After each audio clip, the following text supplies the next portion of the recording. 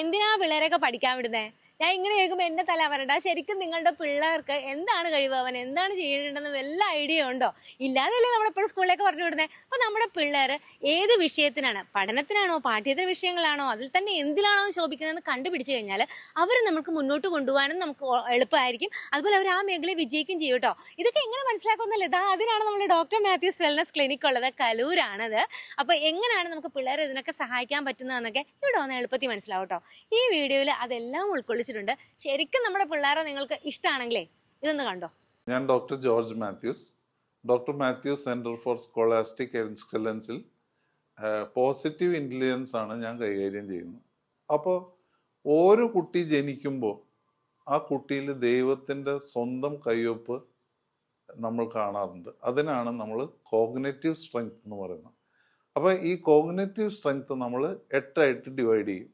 അത് multiple intelligence, Harvard Gardner പറഞ്ഞ multiple ഇൻ്റലിജൻസിൽ 8 different intelligence നമ്മൾ കണ്ടുപിടിക്കുകയാണ്. അതിൽ ആദ്യത്തെ ലോജിക്കൽ ആൻഡ് മാത്തമാറ്റിക്കൽ, അങ്ങനെയുള്ള പിള്ളേരെ നമ്മൾ ലോജിക് സ്മാർട്ട് എന്ന് പറയും. അപ്പോൾ നമ്പേഴ്സിന് അവർ സ്മാർട്ടായിരിക്കും.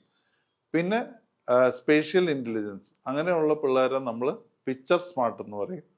പിന്നെ ഇൻ്റർപേഴ്സണൽ, ആൾക്കാരോട് പെരുമാറാനും ഇതിനും ഭയങ്കര കഴിവുള്ള പിള്ളേർ, അവരെ നമ്മൾ പീപ്പിൾ സ്മാർട്ട് എന്ന് പറയും. പിന്നെ ഇൻട്രാപേഴ്സണൽ ഇൻ്റലിജൻസിനെ നമ്മൾ സെൽഫ് സ്മാർട്ട് എന്ന് പറയും. പിന്നെ ലാംഗ്വേജ് ഡീൽ ചെയ്യാനുള്ള കഴിവ്, അതിന് ലിംഗ്വിസ്റ്റിക് ഇൻ്റലിജൻസ്, അതിന് നമ്മൾ വേർഡ് സ്മാർട്ട് എന്ന് പറയും. പിന്നെ മ്യൂസിക്കൽ ഇൻ്റലിജൻസ് ഉള്ളവരെ മ്യൂസിക് സ്മാർട്ട്, അത് യേശുദാസ്, AR റഹ്മാൻ പോലെയുള്ള ആൾക്കാരെ നമ്മൾ മ്യൂസിക് സ്മാർട്ട് എന്ന് പറയും. പിന്നെ നേച്ചറിനോട് ഭയങ്കരമായ പ്രേമമുള്ളവരെ നമ്മൾ നേച്ചർ സ്മാർട്ട് എന്ന് പറയും. പിന്നെ ബോഡിലി കൈനസ്തെറ്റിക്, അതായത് അത്ലറ്റിക്സ്, ഡാൻസ്, അങ്ങനെയുള്ള ഇതിൽ കഴിവുള്ളവരെ നമ്മൾ ബോഡി സ്മാർട്ട് എന്ന് പറയും. ഇത് നമ്മൾ ഈ ഇങ്ങനെയുള്ള കാറ്റഗറീസിൽ ഡിവൈഡ് ചെയ്തിട്ടാണ് പിള്ളേരെ നമ്മൾ ബൂസ്റ്റ് ചെയ്ത് കൊടുക്കുന്നത്. ഇത് കൂടാണ്ട് നമ്മൾ ഒരു ഗ്രൂപ്പ് ഓഫ് പിള്ളേർക്ക് ടെക്നിക്കൽ ഇൻ്റലിജൻസ് ഭയങ്കര കൂടി, അവർക്ക് ടെക്നിക്കൽ കാര്യങ്ങളിൽ ഭയങ്കര ഇൻ്റലിജൻ്റ് ആയിട്ടുള്ള ഗ്രൂപ്പിനെ കണ്ടിട്ടുണ്ട്. അവരെ ടെക്നിക്കലി വളരെ സ്മാർട്ട് എന്ന് പറയും. അപ്പോൾ ഈ ഇതിലാണ് നമ്മൾ പിള്ളേരെ ഗ്രൂപ്പ് ചെയ്തെടുക്കുന്നത്. അപ്പം 4ാം ക്ലാസ്സിൽ പഠിക്കുന്ന ഒരു കുട്ടി ഈയിടെ പഠന വൈകല്യമായിട്ട് ഞങ്ങളുടെ അടുത്ത് വന്നു. അപ്പോൾ ഈ കുട്ടിക്ക് ഞങ്ങൾ പോസിറ്റീവ് ഇൻ്റലിജൻസ് അസസ്മെൻറ്റിൽ കണ്ടുപിടിച്ചത് ഈ കുട്ടിക്ക് സ്പേഷ്യൽ ഇൻ്റലിജൻസ് വളരെ കൂടി നിൽക്കുന്നതാണ്. അപ്പോൾ സാധാരണ നമ്മൾ എന്താ ചെയ്യുക, പഠന വൈകല്യമുള്ള കുട്ടിയെ പിന്നെയും ഒരു 4-5 മണിക്കൂർ ഇരുത്തി പഠിപ്പിച്ച് ആ കുട്ടീനെ ഇത് ചെയ്യാതെ നമ്മൾ സ്പേഷ്യൽ ഇൻ്റലിജൻസ് ആ കുട്ടിയുടെ ബൂസ്റ്റ് ചെയ്തു. അപ്പോൾ ഞങ്ങളിവിടെ ഞങ്ങളുടെ സെൻറ്ററിൽ ആർട്ട് ട്രെയിനിങ് കഴിഞ്ഞ ഒരു 1 ഇയർ ആയിട്ട് ഈ കുട്ടിക്ക് കൊടുത്തു. അതിന് ഫലമായിട്ട് ഈ കുട്ടി വളരെ ഹാപ്പിയാണ്. ആ കുട്ടിയുടെ പേരൻസ് വളരെ ഹാപ്പിയാണ്. ആ കുട്ടിയുടെ മാർക്ക് സിയും ഡിയും ഗ്രേഡ് കിട്ടിയിരുന്ന കുട്ടി ഇപ്പോൾ എല്ലാം എ ഗ്രേഡ്സ് ആണ് കിട്ടിക്കൊണ്ടിരിക്കുന്നത്. അപ്പോൾ ഇതാണ് നമ്മൾ പോസിറ്റീവ് ഇൻ്റലിജൻസ് ബൂസ്റ്റ് ചെയ്താൽ കിട്ടുന്ന ഗുണം. Good morning. My name is D. Navaniran and my daughter name is N. Anuja. And now she is studying 5th standard. Actually, from the beginning onwards, from the school day onwards, she was suffering in arithmetic operations and she is struggling in reading English, and she has a lot of lack in interest. Like she will show like a lack of interest in studying. Then after consulting with her class teachers, and one class teacher told to go for a IQ level test. Then I did 2 IQ level tests. The one where and what I did is in Matthews Wellness Clinic. I did IQ level for my daughter N. Anuja. Even I have report and everything. After consulting with I think Lindsay ma'am, and she told that she is very weak and lack in arithmetic operation, that is maths operations and reading and writing. And apart from that, my kid from the year 1 onwards, I know about my kid, she is interested in drawing and she used to create lot of artwork, and she used to create lot of stories even at the age of 3. Even in my Facebook you can see my kid at around 8 months she will be holding the pencil in a way that how we will write. So after consulting with Dr. Matthew sir, and he suggested to go for a counseling, and after counseling ma'am said like she is a little bit weak in arithmetic operations and everything, and under like a positive thinking we have to initiate. The doctor said, what I'm saying is like the doctor said, and they said we have to activate the weak brain side to activate everything. So according to that, and what we are doing now is like, after counseling we found that she's much and more interested in painting, art, craft activities. So I made her to join in art class. It is a painting class. What's happening in Matthew Clinic itself. And one ma'am used to come and she will take only the class on weekend. After going for art class, I felt a dramatic change in her mental activities, even in learning, even in marks. That I can prove it through her report card or anything else. What I'm saying is like that art made her to read and write and study well. That's what I can say. And literally I have seen this through my eyes, because I am the one person who is with my kid for 24 hours every day, because her mother is working and I used to stay with her. I used to drop her in school, and so I know everything you can corner about my kid. So I am feeling that she has grown a dramatic changes from the low level to high level. And better this art painting, that is the doctor used to say positive thinking, positive intelligence, and that through that we have to make our kid to study well or do the activity well. This is what my experience shows. If anything else you have doubt, you can contact me. That's not a problem. I'm ready to help for other kids also.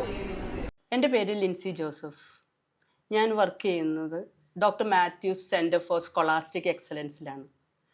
അവിടെ എൻ്റെ work എന്ന് വെച്ചാൽ learning assessment ആണ്. ഇവിടെ വരുന്ന കുട്ടികൾ ലേണിങ്ങിന് വേണ്ടിയിട്ടുള്ള test ചെയ്യാനാണ് എൻ്റെ അടുത്ത് വരുന്നത്. അതിൽ ലേണിംഗ് ഡിസേബിലിറ്റി വരുന്ന കുട്ടികളുണ്ട്, ഇൻ്റലക്ച്വൽ ഡിസേബിലിറ്റി വരുന്ന കുട്ടികളുണ്ട്, ഓട്ടിസ്റ്റിക് ഉള്ള കുട്ടികളുണ്ട്. ഇവരെയൊക്കെ നമ്മൾ അസസ്മെൻറ്റ് ചെയ്യും. അപ്പോൾ ഇവരെ ടെസ്റ്റിന് കൊണ്ടുവരുമ്പോൾ നമ്മൾ ആദ്യം മാതാപിതാക്കളായിട്ടാണ് സംസാരിക്കുക. പാരൻസ് എൻ്റെ മുമ്പിൽ വന്നിരിക്കും.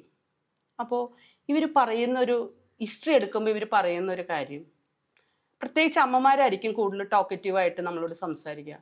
അമ്മമാർ പറയുന്നൊരു കാര്യം എന്താണെന്ന് വെച്ചാൽ, എല്ലാ തന്നെ ഒരു 10 പേരെടുത്ത 8 പേരും അമ്മമാർ പറയുന്നൊരു കാര്യം, പഠനത്തിനൊഴിച്ച് ബാക്കി എല്ലാ കാര്യത്തിലും എൻ്റെ കുട്ടി സ്മാർട്ടാണ്. പഠിക്കുന്ന കാര്യത്തിൽ റീഡിങ്, റൈറ്റിംഗ്, സ്പെല്ലിങ് ഇതിലൊക്കെ ഇവർക്ക് ബുദ്ധിമുട്ടാണ്. പക്ഷേ ബാക്കി എന്ത് കാര്യം പറഞ്ഞാലും അവൻ ചെയ്യും. ബാക്കി എല്ലാ കാര്യത്തിലും എൻ്റെ കുട്ടി സ്മാർട്ടാണ്. അപ്പോൾ ഞാൻ എടുത്ത് അങ്ങോട്ട് ചോദിക്കുന്ന ഒരു ക്വസ്റ്റ്യൻ ഉണ്ട്, ഏത് ഏരിയയിലാണ് സ്മാർട്ട്? നമ്മൾക്ക് 2 ബ്രെയിൻ ഉണ്ട്, റൈറ്റ് ബ്രെയിനും ഉണ്ട്, ലെഫ്റ്റ് ബ്രെയിനും ഉണ്ട്. റൈറ്റ് ബ്രെയിൻ ക്രിയേറ്റിവിറ്റി ഉള്ള ബ്രെയിനാണ്, അതായത് positive intelligence. George Mathew doctor പറഞ്ഞ പോലെ നമ്മുടെ റൈറ്റ് സൈഡിലെ ബ്രെയിൻ ക്രിയേറ്റീവ് ബ്രെയിനാണ്, അവിടെ പോസിറ്റീവ് ഇൻ്റലിജൻസ് ആണ്. അപ്പോൾ ഞാൻ പാരൻസിനോട് ചോദിക്കും, ഏത് ഏരിയയിലാണ് കുട്ടിക്ക് കഴിവ്, ഏത് ഏരിയയിലാണ് കുട്ടി സ്മാർട്ട്? ഒറ്റ പാരൻസിന്, അതായത് പല പാരൻസിനും അറിയത്തില്ല എൻ്റെ കുട്ടിക്ക് എന്തിലാണ് കഴിവ്. അപ്പോൾ ഞാൻ ചോദിക്കും, സ്പോർട്സിലാണോ? സ്പോർട്സിൽ കഴിവുണ്ടോ? Art and ക്രാഫ്റ്റിൽ കഴിവുണ്ടോ? കുക്കിങ്ങിൽ കഴിവുണ്ടോ? ഫോട്ടോഗ്രാഫിക്ക് കഴിവുണ്ടോ? ചെസ്സിൽ കഴിവുണ്ടോ? ഇൻസ്ട്രുമെൻസിൽ കഴിവുണ്ടോ? ആർക്കും അതൊന്നും അറിയത്തില്ല. ഗാർഡനിങ്ങിൽ കഴിവുണ്ടോ എന്ന് പോലും ഞാൻ അവസാനം ചോദിക്കാറുണ്ട്. പക്ഷെ ആർക്കും ഒരു കറക്റ്റ് ഉത്തരം പറയാനായിട്ട് വളരെ വിഷമിക്കുന്നത് ഞാൻ കണ്ടിട്ടുണ്ട്. അപ്പോൾ ഞങ്ങളുടെ ഞാൻ ജോർജ് ഡോക്ടറെ അടുത്തോട്ട് വിടും. അപ്പം ജോർജ് ഡോക്ടർ ചെയ്യുന്നത് എന്താണെന്ന് വെച്ചാൽ, പോസിറ്റീവ് ഇൻ്റലിജൻസ് കുട്ടിയിലുണ്ടോ എന്നുള്ള ടെസ്റ്റാണ് നമ്മളിവിടെ ചെയ്യുക. അതിൽ പലർക്കും ഈ പറയുന്ന 10 പേരിൽ 8 പേർക്കും ഇൻ്റലിജൻസ് ഉണ്ട്, പോസിറ്റീവ് ഇൻ്റലിജൻസ് ഉണ്ട്. അത് കണ്ടുപിടിക്കും. നമ്മൾ അവർക്ക് അതിനുള്ള കൗൺസിലിംഗ് കൊടുക്കും, അതിൻ്റെ ഉള്ള ഗൈഡ് ലൈൻസ് കൊടുക്കും, ആരുടെ അടുത്ത് പോകണം. ഞങ്ങളുടെ ഇവിടെ തന്നെ ആർട്ട് ആൻഡ് ക്രാഫ്റ്റിനുണ്ട്, മ്യൂസിക്കിനുണ്ട്, ഇതെല്ലാം ഉണ്ട്. അത് ഓരോ സ്ഥലത്തോട്ട് നമ്മൾ ഡയറക്റ്റ് ചെയ്യും. ഓക്കെ, ഒരു കുട്ടിക്ക് എനിക്ക് അവൻ എല്ലാ ഏരിയയും ഡിഫിക്കൽട്ടാണ്, പക്ഷെ സ്വിമ്മിങ് ഉണ്ടോടാന്ന് ചോദിച്ചപ്പോൾ പറഞ്ഞു എനിക്ക് സ്വിമ്മിങ് ഭയങ്കര ഇഷ്ടമാണ്, പക്ഷെ എന്നെ സ്വിമ്മിങ്ങിന് പാരൻസ് വിടുന്നില്ല.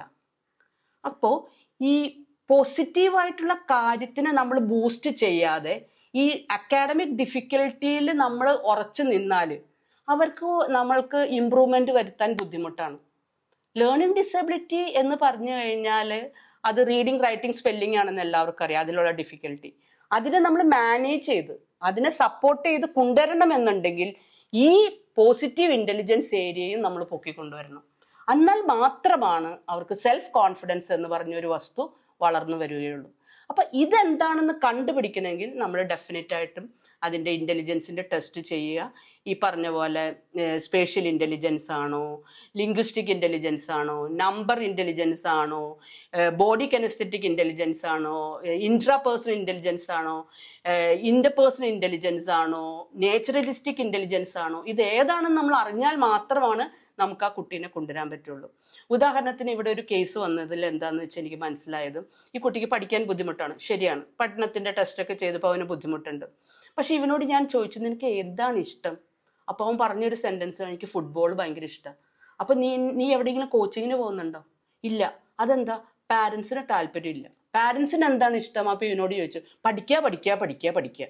പഠനം മാത്രമാണ് പാരൻസിൻ്റെ മനസ്സിലുള്ളൂ. അവൻ പഠിച്ചാൽ മാത്രമേ ഉയരുള്ളൂ എന്നാണ് ഇവരുടെ വിചാരം. പക്ഷേ അവർക്ക് ജോർജ് ഡോക്ടർ വ്യക്തമായിട്ട് പറഞ്ഞു കൊടുത്ത് ഇവനെ ഫുട്ബോളിൽ വിടണം, ഫുട്ബോൾ കോച്ചിങ്ങിന് വിടണം, ഫുട്ബോൾ കോച്ചിങ്ങിന് വിട്ടാൽ മാത്രമേ ഇവന് മിടുക്കനാവുള്ളൂ. എന്നാൽ മാത്രമാണ് അങ്ങനെയുള്ള സ്പോർട്സ് സ്കൂളിൽ അവന് അഡ്മിഷൻ കിട്ടി അവന് മുന്നോട്ട് വരാനും അവൻ്റെ ഒരു ഡെവലപ്മെൻറ്റിനും അവൻ്റെ ഒരു സെൽഫ് കോൺഫിഡൻസിനും സെൽഫ് എക്സ്റ്റീമിനെല്ലാം അവനെ ഫുട്ബോളിൽ കോച്ചിങ്ങിന് വിട്ടാലേ നടക്കുള്ളൂ എന്ന് പറഞ്ഞു. അതനുസരിച്ച് പാരൻസ് ഭംഗിയായി ചെയ്തു. അതിൽ ഇമ്പ്രൂവ്മെൻറ്റ് നമ്മൾ കണ്ടുകൊണ്ടിരിക്കുകയാണ്. തീർച്ചയായിട്ടും അതിനകത്ത് പെട്ടെന്നുണ്ടാവുന്ന ഇമ്പ്രൂവ്മെൻ്റ് അല്ല ഞാൻ പറയുന്നത്. കാരണം നമ്മളത് ഇമ്പ്രൂവ്മെൻറ്റ് നടത്തണമെങ്കിൽ നല്ലൊരു കോച്ചിങ് നടത്തിയേ പറ്റുള്ളൂ. അപ്പോൾ ആ കോച്ചിങ് പ്രോസസ്സ് ഇപ്പോൾ പോയിക്കൊണ്ടിരിക്കുകയാണ്. ഡെവലപ്മെൻറ്റ് തീർച്ചയായിട്ടും ഉണ്ടാവും. അപ്പോൾ ഈ നമ്മൾ പറയുന്ന ഈ പഠനം എന്നുള്ളത് ഈ കുട്ടിയുടെ നെഗറ്റീവാണ്. പക്ഷെ പോസിറ്റീവായിട്ടുള്ള ഏരിയ പൊക്കിക്കൊണ്ടെന്നാൽ ഈ നെഗറ്റീവായിട്ട് ചിന്തിക്കുന്ന ആ കാര്യം പയ്യെ അവരുടെ മനസ്സിൽ നിന്ന് മാറി അവർക്ക് കൂടുതൽ പഠനത്തിൽ കോൺസെൻട്രേറ്റ് ചെയ്യാൻ പറ്റുമെന്നാണ് ഞങ്ങളുടെ ക്ലിനിക്ക് ഉറപ്പായിട്ടും വിശ്വസിക്കുന്ന ഒരു കാര്യം. നിങ്ങൾ ചിന്തിക്കുന്നുണ്ടാവും കുട്ടിയുടെ പോസിറ്റീവ് ഇൻ്റലിജൻസ് എങ്ങനെ കണ്ടുപിടിക്കും? അതൊരു വലിയൊരു ചോദ്യമാണ്. പല പാരൻസിനും അത് അറിയില്ല. കാരണം ചെറിയ ഏരിയാസ് കുട്ടികളിൽ ഉണ്ടാവും. അപ്പോൾ നമ്മൾ എന്താ ഇതിനു വേണ്ടി ചെയ്യുന്നത് എന്താണെന്ന് വെച്ചാൽ നമ്മളൊരു ക്യാമ്പ് മെയിൽ സംഘടിപ്പിക്കുന്നുണ്ട്. നിങ്ങൾ ആ ക്യാമ്പിൽ പാർട്ടിസിപ്പേറ്റ് ചെയ്യുക. ഡെഫിനറ്റ് ആയിട്ട് നിങ്ങളുടെ കുട്ടിയുടെ ഇൻ്റലിജൻസ്, പോസിറ്റീവ് ഇൻ്റലിജൻസ് മേഖല ഏതാണെന്ന് ഞങ്ങൾ കണ്ടുപിടിച്ച് വ്യക്തമാക്കി നിങ്ങൾക്ക് തരും. നിങ്ങളുടെ കുട്ടിയെ ആ ഏരിയയിൽ മുന്നോട്ട് കൊണ്ടുപോയാൽ അവൻ്റെ ലൈഫിൽ self confidence, self esteem, self control, ഇങ്ങനെ ഒരുപാട് സെൽഫായിട്ടുള്ള കാര്യങ്ങൾ ഡെവലപ്പ് ചെയ്ത് അവൻ്റെ ജീവിതത്തിൽ അവന് വളരെയധികം ഉയർച്ച ഉണ്ടാവാനുള്ള സാധ്യതകളെല്ലാം ഈ പോസിറ്റീവ് ഇൻ്റലിജൻസ് വഴി ഉണ്ട്. അപ്പൊ നമ്മള് എന്റെ കുഞ്ഞ് പഠിക്കുന്നില്ല എന്ന് ഞാൻ നേരത്തെ പറഞ്ഞ പോലെ പറഞ്ഞിട്ടൊന്നും ഒരു കാര്യമില്ല. എങ്ങനെയാണെന്ന് കണ്ടുപിടിച്ചിട്ടല്ലേ കാര്യമുള്ളൂ. ഇവിടെ വന്നാൽ മതി. ഡോക്ടർ മാത്യൂസ് വെൽനസ് ക്ലിനിക്കിന്റെ ക്യാമ്പിനെ കുറിച്ച് മാം പറഞ്ഞത് നിങ്ങൾ കേട്ട് കാണും. അപ്പൊ ഈ ഒരു ക്യാമ്പിൽ ആദ്യത്തെ 2 ദിവസങ്ങൾ അസസ്മെന്റ് ഡേയ്സ് ആണ്. മെയ് 8, 9 രാവിലെ 10 തുടങ്ങി 4 മണി വരെയാണ്. എവിടെയാണ് വെന്യൂ എന്നുള്ളതൊക്കെ നിങ്ങൾക്ക് ഞാൻ നമ്പർ താഴെ കൊടുത്തേക്കാം, അതിൽ വിളിച്ചാൽ മതി. 1000 രൂപയാണ് നമ്മുടെ രജിസ്ട്രേഷൻ ഫീസ് വരുന്നത്. ഇതിൽ നിങ്ങളുടെ കുട്ടിയുടെ പോസിറ്റീവ് ഇന്റലിജൻസ് കണ്ടുപിടിച്ച് തരും. അതിനെങ്ങനെ വർക്ക്ഔട്ട് ചെയ്യാമെന്നുള്ളത് നിങ്ങൾക്ക് അതിന് എല്ലാ സഹായ സഹകരണങ്ങളും ഇവിടുന്ന് കിട്ടും കേട്ടോ. മാതാപിതാക്കൾക്കും കുട്ടികൾക്കും അറ്റൻഡ് ചെയ്യാം. അപ്പൊ നമ്പറിൽ വിളിക്കുക, എന്നിട്ട് അറ്റൻഡ് ചെയ്യുക. നിങ്ങളുടെ കുഞ്ഞ് അടുത്ത വർഷം മുതൽ ഇത് കഴിയുമ്പോൾ തുടങ്ങിയിട്ട് അവനങ്ങ് പറക്കട്ടെ അവന്റെ മേഖലയിലേക്ക്.